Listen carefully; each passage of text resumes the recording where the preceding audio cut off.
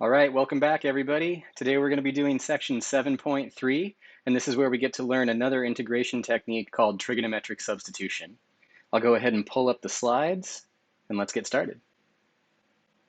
All right, here we go. So here's the overview. We're going to review the substitution rule, which is something that you learn in Calc 1 right at the end, sometimes called U substitution. Then we're going to talk about the inverse substitution rule.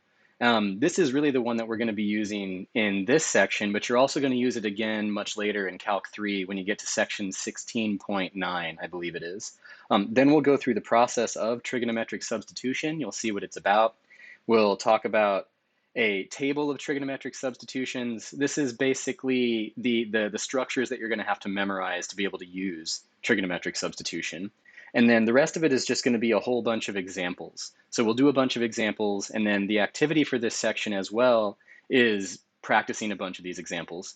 One little note here, the last problem on the WebAssign homework for this section is a bit tricky. So do give yourself enough time to work on it. And like I always recommend, try to work on the homework in groups, like work together in groups. Okay.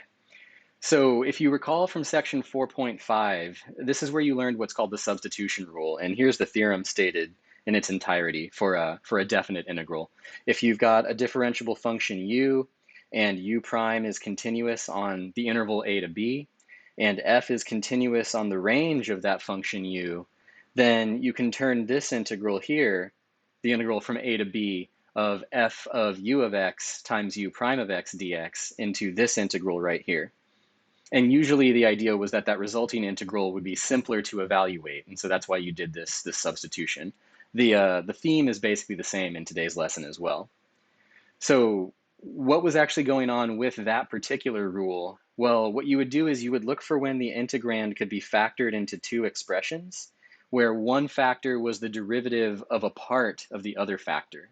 That's basically what this formula is right here. You would be given this integral to start with, and you would try to find a piece of the integral where when you differentiated it, you got the other piece of the integral. You could think of it like that, right? Up to some constant multiple. So if there was a 2 or a 3 or a 4 or whatever multiple involved, you could always just kind of massage that away using a division or a multiplication of some sort.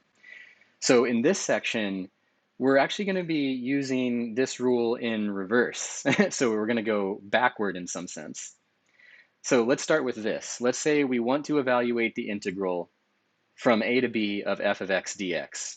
And what we can do is we can make a substitution of this form, let x be g of t, where g is differentiable, but we also have to require that g is 1-to-1, so that way it can be inverted. So that's the key thing right here.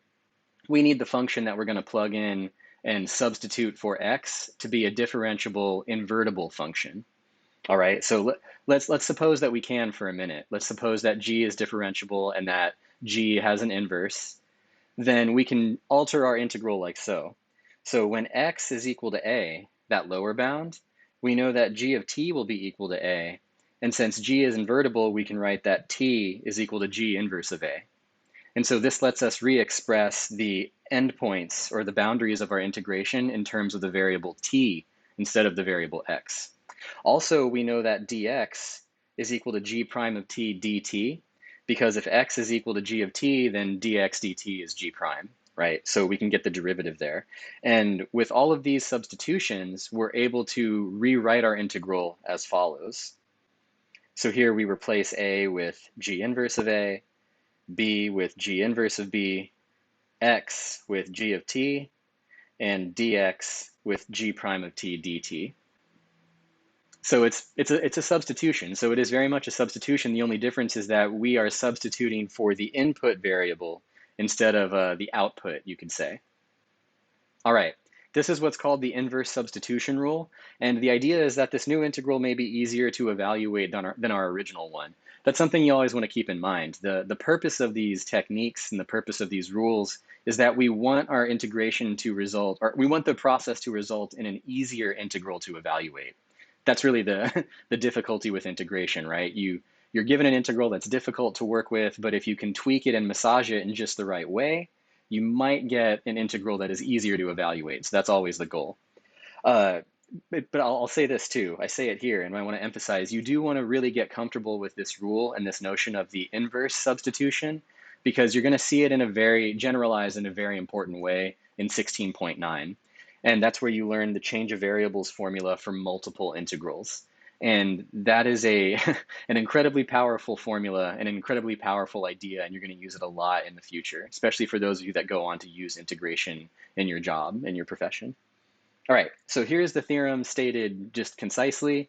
If f is continuous on the interval a to b, g is a differentiable and one-to-one function whose range is the interval a to b, then you can perform the substitutions we just saw and rewrite the integral like so.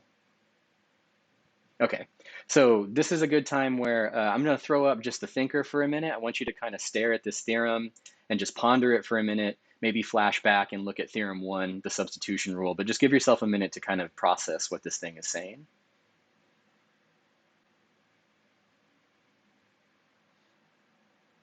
All right, now let's move on to trigonometric substitution. So this is where we're going to employ this rule, or this theorem. We're going to specifically employ this theorem here in this section using trigonometric functions. So because trigonometric functions encode oscillatory behavior and rotational behavior, they can be really, really extremely helpful when we want to evaluate integrals that are measuring quantity related to these oscillations and related to these rotations. So a lot of times you will have integrals that seem unwieldy, but they have a somewhat oscillatory or rotational nature to them. And what you can do is you can do a substitution with a trigonometric function, and that will simplify the integral that you have to evaluate. And that's the goal today. In general, there are going to be 3 structures that you want to look for where you can do a trigonometric substitution that may be helpful. And they're all summarized in this table right here. So I'll say this, this is a table that you want to quote unquote memorize. It's not so much that you need to memorize it, but what you want to memorize are these structures over here on the left side. And the goal here is you want to be able to recognize those structures when they appear in an integral. Because if you have a structure that looks like this, or this, or this, then there's a trigonometric substitution that you can perform that will make the integral, hopefully, easier to evaluate. This is the substitution you perform. So if this is the structure you recognize, then what you're going to do is let x be a sine theta. If this is the structure that you recognize, then you're going to let x be a tangent theta. And if this is the structure that you recognize, then you're going to let x be equal to a secant theta. All right? And the usefulness of that is when you do that substitution, well, for one, by these restrictions, these functions are invertible. So we need that requirement, right? We needed the function to be invertible. They're also differentiable because they're trigonometric functions. So we can do this inverse substitution. And the reason this is handy is because if you have this type of a structure and you make this substitution, then you can use this identity over here on the right to simplify that radical right there. And that's what's essentially going to happen. Recognize this structure, make this substitution, and use this identity to simplify the result. And that's the same for each one of these rows right here. And I'll say this again, it's not necessarily that you need to memorize these, you just want to be able to recognize this structures or those structures right there. If you don't remember which substitution to make, you'll be able to tell very quickly if you made the wrong substitution. So it kind of goes back to that, that organic process that you experience with integration by parts. If you did not make the right choice of x, you will be able to tell very quickly that you made the wrong choice. And if you made the wrong choice, you just go and choose one of the other ones and it'll probably work. So if you see this structure and you accidentally choose this substitution, you'll recognize very quickly that you won't be able to use this identity, and then you can go back and rethink your steps. Okay, let's see, a couple things here. Oh, so this one I already said actually. So the domain restrictions that you see in the middle column are there precisely because we need the trig functions to be invertible, and they are invertible on those domains. And the other thing I want to point out is we're doing an inverse substitution. So we're going to be substituting a new function for the variable x. That's the inverse part. So let's practice. Let's try to compute this integral. And what I want you to do is I want you to try this one on your own first, all right? So Let me throw up the thinker. Just think about maybe what structure do you recognize first?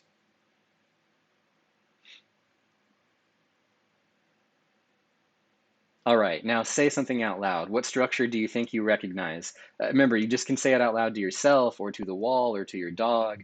The point is to say something out loud to give yourself that feedback.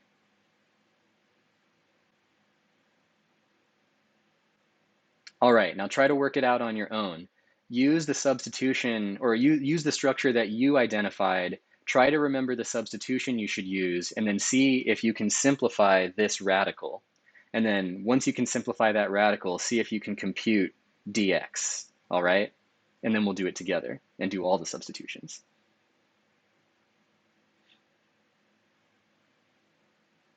All right, let's do it together. Okay, so the first thing is 4 minus x squared, the radical 4 minus x squared, has this structure, 2 squared minus x squared.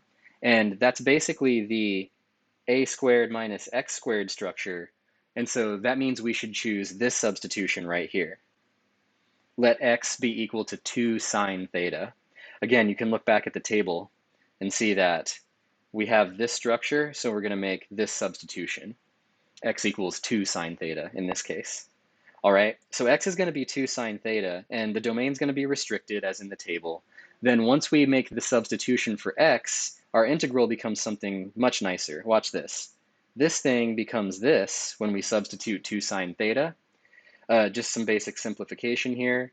We can factor out a 4 from both of those terms, and then we can rewrite 1 minus sine squared theta as cosine squared theta. That's the Pythagorean identity, right? That's one of the trigonometric identities you're supposed to have memorized. Make sure you've got those 6 identities memorized. Now we can simplify things. Now we can actually execute the square root of those numbers, and we get 2 cosine theta. One thing I realize I forgot to mention here, but I'll mention it at least in verbally. Normally when you take the square root of a squared term, you'll end up with absolute value of the result, not the result itself. But they don't just cancel out. Square roots and squares don't just cancel out. It depends on the sign of the thing that's inside the radical in the squared term or the squared factor. So the reason that we're getting cosine theta and we're not getting absolute value cosine theta is because on the restricted interval for sine, right here, cosine is positive. So try to imagine the unit circle for a minute. Remember, it looks like this. This is where we're restricting our sine function to lie. But on that restriction, cosine, the horizontal displacement, is always positive. And so that means that the absolute value of cosine theta is just equal to cosine theta. And so that's why in this step, right at the end, we just get 2 cosine theta. Small little note about that. Furthermore, when you differentiate our substitution, differentiate x equals 2 sine theta, you get dx equals 2 cosine theta d theta. And now we can substitute everything in this integral to be in terms of theta instead. So we're going to substitute 2 cosine theta for this radical. That's what we just calculated. We're going to substitute 2 cosine theta d theta for dx. And then we're going to substitute 2 sine theta for x right here. Substitute everything and rewrite your integral in terms of theta instead of x. And that's exactly what we do here. There's the numerator, there's the denominator, there's dx. Now we can massage things a little bit and rewrite it. Just kind of clean things up. We get cosine squared theta over sine squared theta. Again, we're going to use that trigonometric identity, the Pythagorean identity, to rewrite cosine squared as 1 minus sine squared. And then we get an even simpler integral.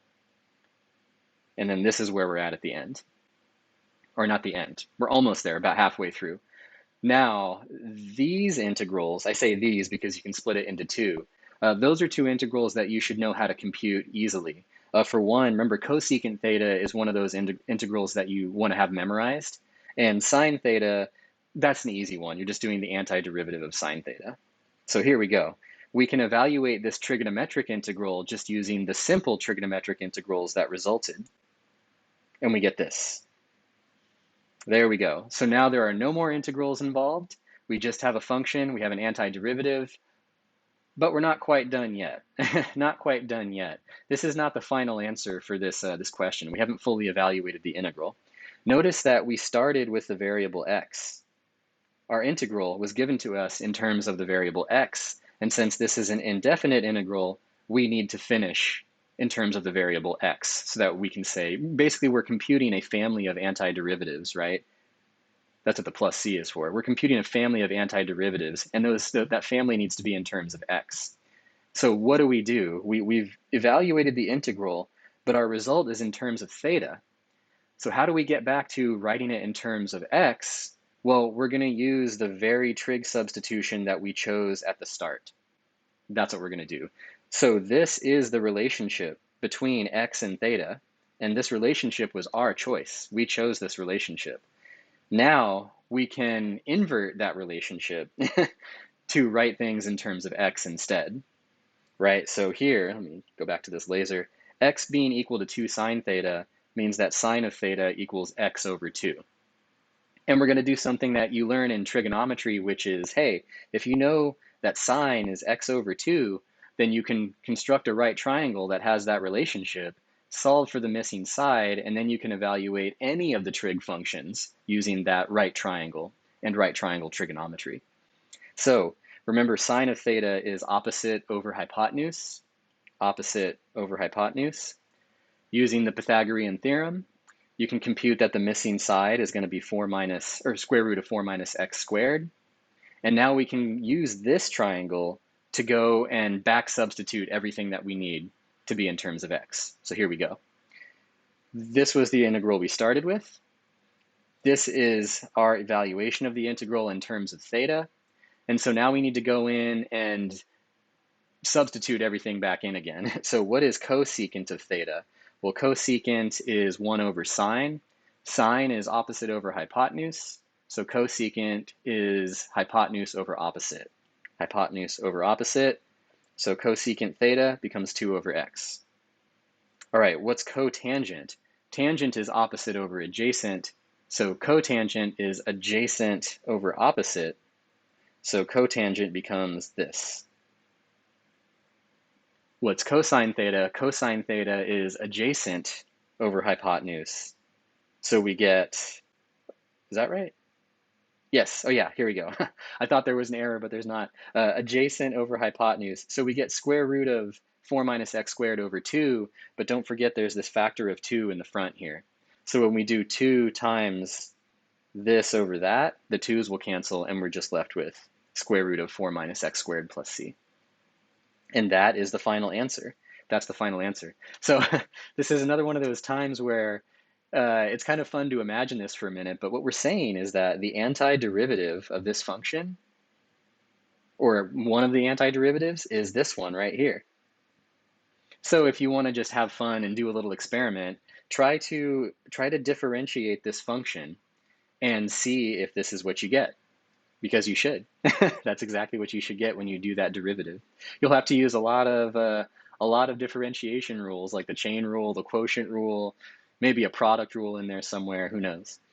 Okay, all right, let's do another one. This one's a little more involved, but I want you to think about it for a minute, and then we'll work on it together. This one says, find the area enclosed by the given ellipse. Think about it for just a moment.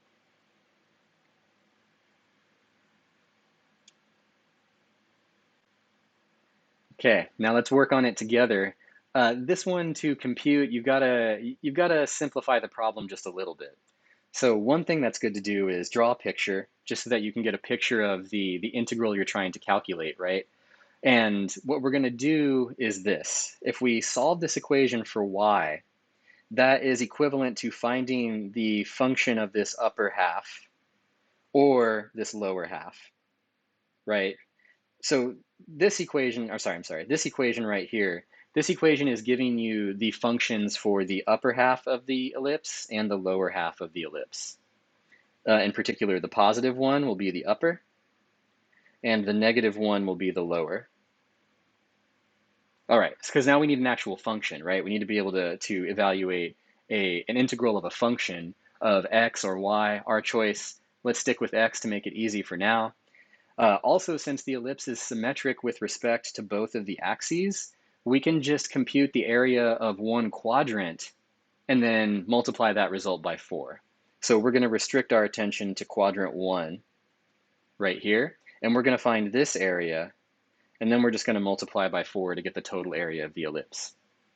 All right, so the part of the ellipse that is in this quadrant, this region right here, that's given by this function, because that's the upper half of the ellipse, and we're only going to integrate from 0 to a. So x goes from 0 to a. So what does our integral look like? It looks like this. This will give us the area of that region that's in blue right there. So a is 4 times the integral that we have right here. All right, so now take a look at the integral. We've got an integral that has this structure in it, a squared minus x squared. And then we have some constants, right? Remember, b and a are both constants, so we can pull them out of the integral, right? Now, what substitution should we choose? This is where you go back to that table and you say, oh, I think that looks like, oh, it's probably going to be sine. Remember, if you don't make the right choice the first time, that's okay. It'll wash out very quickly when you try to do this step. This step will let you know if you made the right choice or not. So let's let x be a sine theta, then dx is a cosine theta d theta, and then we're going to rewrite this radical as a cosine theta. There it is. Remember, you can go through the steps, do the substitution for x squared, you get a squared sine squared theta. You can use the Pythagorean identity to rewrite this as a squared cosine squared theta. Oh, here we go. See, in this case, I actually wrote that it would be absolute value. And that simplifies to just being cosine and not absolute value of cosine because, again, we're restricting ourselves to be in this interval. Theta is only going to go from 0 to pi over 2 because we're only going from here to here. That's essentially what's happening. Okay, then we've got to change our bounds. So remember, just like I said before, and like I talk about when I teach the substitution rule, if you change the variable of integration to a new variable, yes, you must change the bounds. You got to change the bounds. So when x is equal to 0, that means a sine theta is equal to 0, and so that means theta has to be equal to 0. When x is equal to a, that means a sine theta equals a, and that means that sine of theta equals 1, and so that means that theta has to be pi over 2.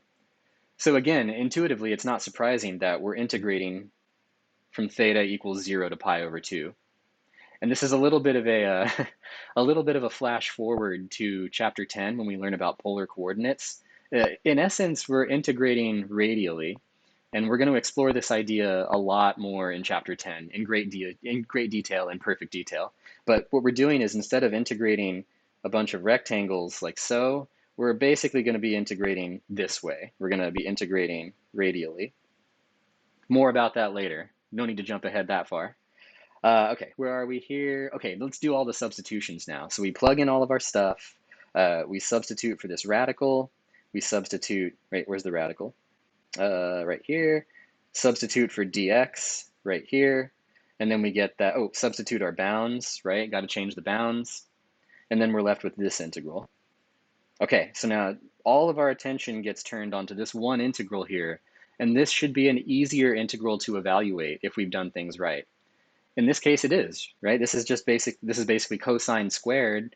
How do you deal with cosine to an even power? You use the power reducing identities and rewrite it using those. So there's that trigonometric identity that you're supposed to have memorized. And then we get a simpler integral to evaluate, and we saw how to evaluate these types of integrals in the last section. So this integral becomes this. Then we use the fundamental theorem of calculus, part 2, to evaluate at the endpoints and subtract. And so we get this, which simplifies to pi times AB. Cool stuff. All right, so what we're saying here is this. If you want to know the area of an ellipse, the area of an ellipse is going to be this, pi times A times B, where A and B are the lengths of the semi-axes of the ellipse. And remember, this is the area of the entire ellipse, not just the shaded region. That's the area of the entire ellipse. So that's kind of cool. If you know the axis lengths of an ellipse, you can immediately calculate the area. You just divide those by 2 and then multiply by pi. There's also a cute result that falls out from this. So check this out. If you let the semi-axis lengths A and B be equal to each other, and maybe just relabel that length R, then the formula becomes pi times r, or in other words, pi r squared, which is the area of a circle, right?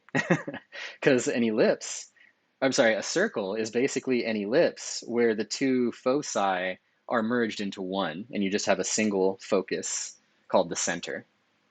That's what it is. So another kind of cool, acute result that falls out from that. Pretty cool.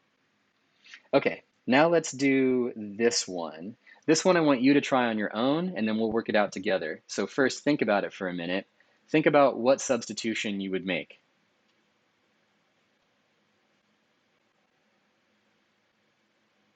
All right, now say something out loud to yourself, or to your dog, or to your sister, your brother, or whoever, just to give yourself that feedback.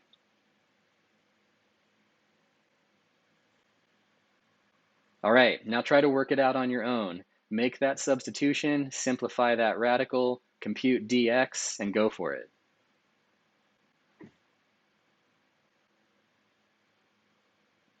All right, now let's work it out together. Let's see. I see x squared plus 9. I believe that's going to be tangent. I think we need to do 3 tangent theta. Let's double check. Yeah, that's it. Okay. So this structure right here indicates that we should choose 3 tangent theta as our substitution. So let x be 3 tangent theta, then dx equals 3 secant theta d theta, and then that radical simplifies to 3 secant theta. Oh, another note I'll make right now, I just want to say this, and I'll say this as well during the activities, but you should practice writing your results and writing your solutions like I'm writing them here. You should use sentences. Use complete sentences that are grammatically correct. Use commas, use periods. Just explain your argument. So at this stage, you want to recognize that you need to try to communicate your argument in a concise and clear way, in particular, a clear way. So you don't just want to have a whole bunch of scratch work. What you want to do is you want to try to explain exactly what's happening at every step. And the only way to do that is to use sentences. So you should say things like, let x equal 3 tangent theta, period. Then dx equals 3 secant squared theta d theta. Like, just go ahead and write those words down and form the sentence. You'll notice that in all these slides, I have clearly written, grammatically correct sentences each time. You should try to do that too. All right. Now, on that note, let's do all the substitutions. Let's do all the substitutions, and here we go. We're going to replace this radical with 3 secant theta. We're going to replace dx with 3 secant squared theta, and we're going to replace x with 3 tangent theta. So when we substitute all those things in, this is our new integral. Notice everything is in terms of theta. And then we can simplify. So apply the cube, we get this, pull out a constant multiple, simplify what's in the integrand, and then we're left with that. Now we've got a simpler integral. This is just a trigonometric integral. We saw how to solve all of these in the last section, so we're probably going to do one of those techniques. Yes, we are. Here we go. So what substitution am I making here? I think, yes. Okay, I did 2 steps in once here. So we have tan cubed theta, and what I did was I rewrote it as tan squared theta times tangent theta. All right. Then I pulled out one of these tangent thetas, left this secant theta so that I had secant theta tangent theta over here, and then I rewrote tangent squared theta as secant squared theta minus 1 using the tanning identity, right? This is the derivative of secant. So now we're going to do another substitution. In this case, we're not doing an inverse substitution, we're doing a forward substitution. We're going to let u be equal to secant theta, so we're going to call this thing u. Well, then du is equal to secant theta tangent theta, and so this integral that we have right up here becomes this one. Oh, and right here, let me highlight that again. That's where you should almost feel like a breath of relief, because that integral is so nice and easy to evaluate. It's just a polynomial in terms of u, and it's really quick to evaluate. We just use the power rule, and boom. Now there's no more integration. So at this point, the calculus has been done. There is no more calculus at this point. We computed the integral. But we're not done yet. We're not quite done yet. What's missing? What do you think? Think about it for a minute. What's missing? What do we got to do next? All right, so I hope you said that we need to go back and substitute because our original integral was in terms of x. We have an indefinite integral, but our solution here is in terms of u. So we have to go through and back substitute twice.